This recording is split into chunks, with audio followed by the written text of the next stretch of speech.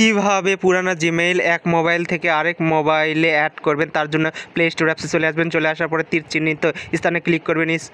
Click করার পরে another অ্যাকাউন্টে ক্লিক করবেন।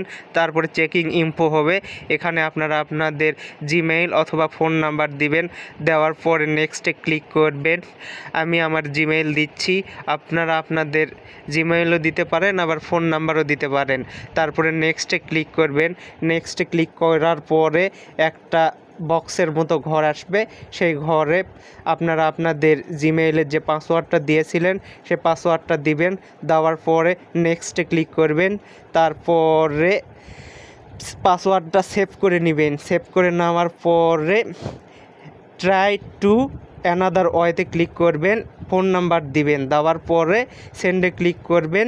তাহলে আপনাদের ফোনে সিমে একটা ভেরিফিকেশান কোড দিবে, সেই কোডটা এখানে অটোফিলের মাধ্যমে অ্যালাউ করে দিবেন। অ্যালাউ করে দেওয়ার পরে আপনারা আই এগ্রিতে ক্লিক করবেন। এই তো দেখতে পাচ্ছেন আই এগ্রি আসছে, আমি ক্লিক করলাম। এই তো হয়ে গেছে। আশা করি বুঝতে পারছেন। আর যদি ভিডিওটা ভালো লাগে তাহলে লাইক, কমেন্ট, শেয়ার এবং সাবস্ক্রাইব করে বেল আইকন বাজিয়ে নিত্য নতুন ভিডিওর আপডেট পেতে আমার চ্যানেলের পাশেই